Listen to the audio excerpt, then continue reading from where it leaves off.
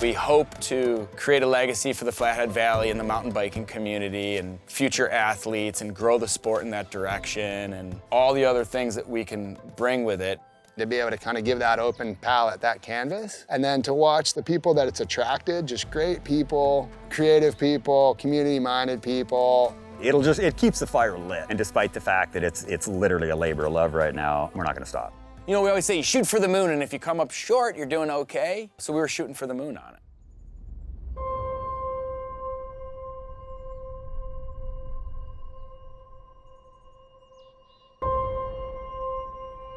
Legacy Bike Park's kind of just the dream childhood playground that all of us have always wanted from birth, but never quite had the opportunity to make something like this happen until just a few years ago. And to have this opportunity now to build stuff for a community that's just been growing and growing is unreal, because I'm having just as much fun, if not more, to have friends and new groms out here getting better every day and watching them progress as I am riding it on my own. My dad's company, TerraFlow Trail Systems, partnered up with Mindful Designs, and they got us this chunk of land out here, and everyone's just super avid mountain bikers, and it's been absolute dream come true to be able to come out here and just stack dirt, shape lips, and let the community ride it. It's been really fun. This really evolved from taking the annual pilgrimage up to Whistler and going up to Whistler, going up to Coast. Driving away from there, it's a long drive back. So, you're driving and you're thinking, you're driving and you're thinking, and you're just like, wow, why isn't anyone doing this in the States? Like, after saying why for like 2 hours, it turned into like, well, what would it look like? Like, where would it be? And I was like, man, if someone found like a little chunk down by the lake, it would have a longer run season. And by the time the drive was done, I went to Dave and Jay and I was like, all right, guys, I want to throw this idea out there. You just tell me no, and we'll move on. And laid it out for them. They were like, that actually sounds really pretty cool. It took us years to find this piece of land. The timing couldn't have been more perfect. We got the Costains up here and first just talked to them about our vision and if they thought trails were possible, and then kind of alluded to the idea of a partnership at the end of it, and Pete's face just lit up. Of course, getting those guys involved was keystone. We couldn't have pulled this off without what those guys bring. Marty called me 3 years ago, and he just said, Pete, it's been a while, got a project. He's like, believe it or not, we're kind of thinking about doing a shuttle park. We've got this chunk of land we can buy. It's kind of gonna have to be a cooperative effort. And it just kind of seemed, it just seemed incredible. And he said, no, we're really serious. And I thought, kind of impulsively, I'm like, well, hell yeah, it's like a dream. I'm in my 50s, I've mountain biked since the beginning, and I'm like, to own a bike park. I remember telling Marty, I said, I'm fully in, but like, Linda's gonna shoot this down. There's no way. And I'm like, what does your wife think? This is stupid. He says he'll never forget the call that I gave him, and I'll never forget the call the next day. Marty, you won't believe it. Linda's in. And then it was just like, oh my gosh, really, The majority of the initial infrastructure didn't get started until like that spring, and we opened mid-July. So it was this just like bum rush explosion of just madness out here. Excavators were rolling off of the trail the day we opened, and it was moon dust, like apocalyptic Mad Max meets Burning Man. But that first day, I remember just looking at Marty and Jay, and we were laughing, and we were like, proof of concept, like this works, we did it. And then since then, just like the positive feedback's addictive.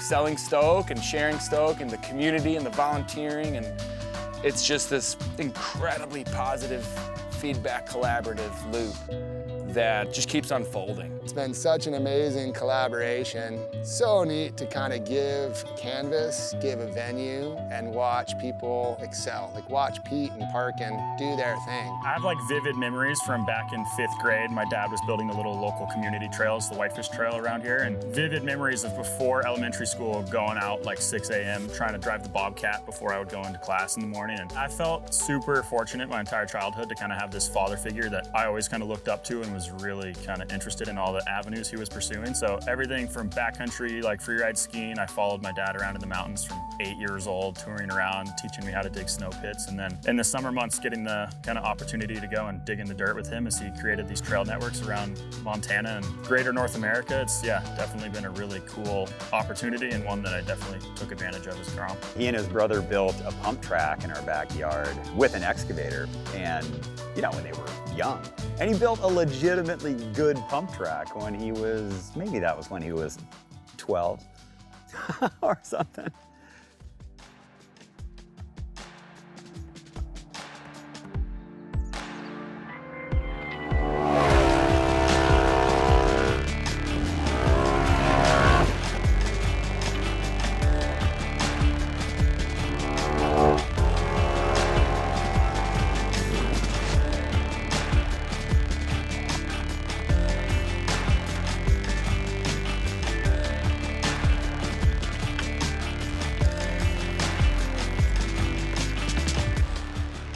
I think one way I've really enjoyed mountain biking is looking at the terrain. With the same way that I kind of like interpret the mountains in the backcountry skiing, I'll like stare at a transition and try to figure out how to lace this takeoff to that landing, and everything's always natural in that sense. But coming up into the mountains around here and getting to like shape dirt and be able to like create the same things that I would be psyched to do on skis has been really fun. And yeah, I've just really been passionate about skiing and mountain biking, and both of them seem to flow equally as well.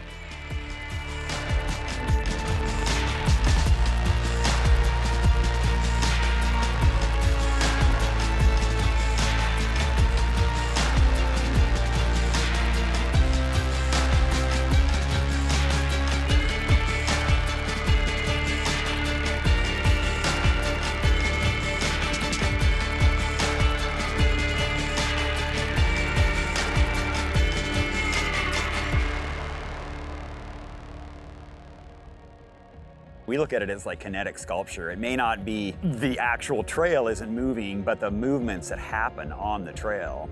Learning to jump, you know, pros pulling tricks, just watching how much can happen on a given trail and watching it get experienced in so many different ways, especially when you build in those options and build it right. That's what I look at it as. You know, we're expressing ourselves building the trails, but then I just love watching Instagram posts and be like, holy cow, the dude pulled a backflip, or look at that transfer. You know, you built something, you know it's possible. You know, at 56, I'm not pushing the envelope at all, but you know, but watching guys use these trails to their utmost is so gratifying. All the way from like early childhood until now, like I've always been chasing my dad, and he's not afraid to absolutely send it, huck his meat every now and then, and comes along with a few injuries, but he's still sending it, and he's like 57 now. So all of our biggest jump trails here, 40 top to bottom, I follow him often. Yeah, it's really cool to kind of still have that going as he continues to get older, and I do as well. We can still rip together, which is really fun.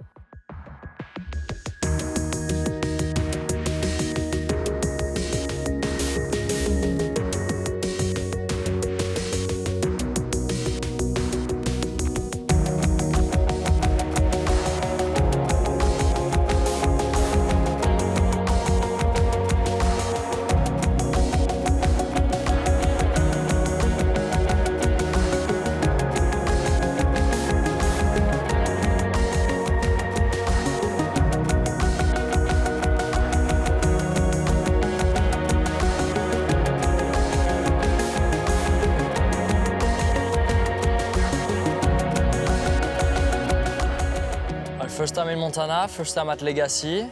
I heard about it before, but I had no idea of how good of a trip that was gonna be.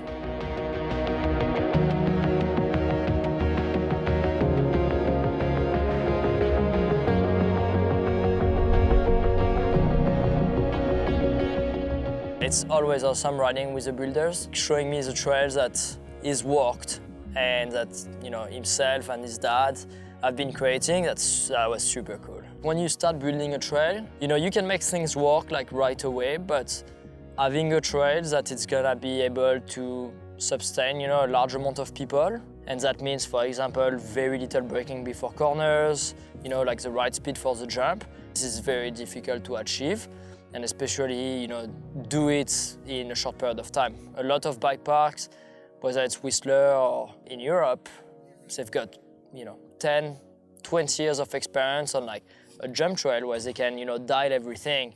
But this in only 2 years, that means that the first time they built it, it worked out perfectly and they haven't had to change it. And that's very, very impressive.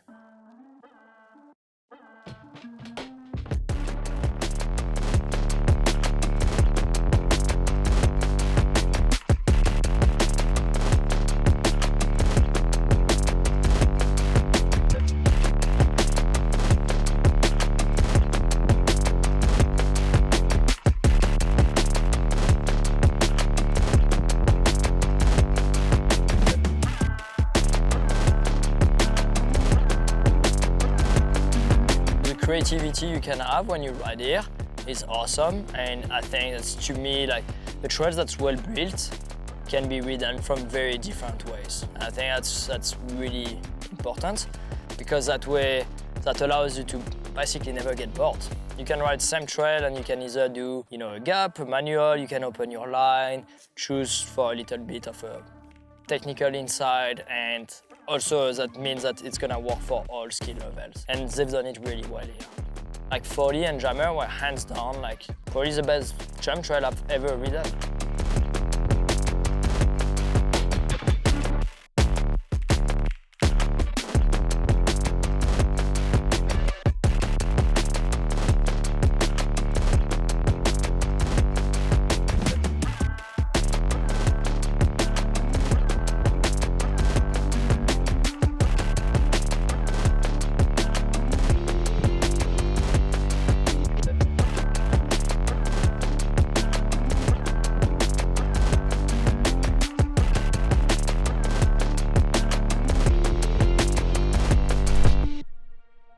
If you love mountain biking, I 100% guarantee you will love it here, even if you're not a huge downhiller. If all you want to do is climb up hills, maybe it's not for you, but if you have any inkling of enjoying gravity on a bike, there's something here for you. Beginner, intermediate, learn to jump, learn to rail berms, just literally ride the green trail all day. Yeah, it's just fun. You'll love it. It's pretty amazing to see that many people cheering each other on, riding at different levels. Everyone's just stoke meter pinned for that many hours a day. You get them all down at the bottom and everyone's just buzzing for hours. It's pretty amazing, man. Seminit came out this spring, and this is how I describe the trails at Legacy. You've got like one of the best, if not the best, rippers in the world at the front of the train. 30 local rippers behind them, and then a progression behind that with my 6-year-old son in the tail. And every single one of those riders had a phenomenal line down the same trail in a train. How do you do that on the same trail? And that's kind of what's happening here. And as I understand it, now I'm like, yes, more of that. It doesn't matter who you are or how good. At the bottom, you look at each other and you're like, oh my gosh, I just got better. Oh, I got better too. I just figured something out. And it just keeps unfolding like that. Watching people come and watching them smile, that's what makes it worth it. That's what makes the effort worth it. That's what makes the times when you're cranking wrenches at night and it's dark and no one's around, but it needs to be done, and you watch people grin the next day and you're like, so just, nah, man, having people come and enjoy, about it.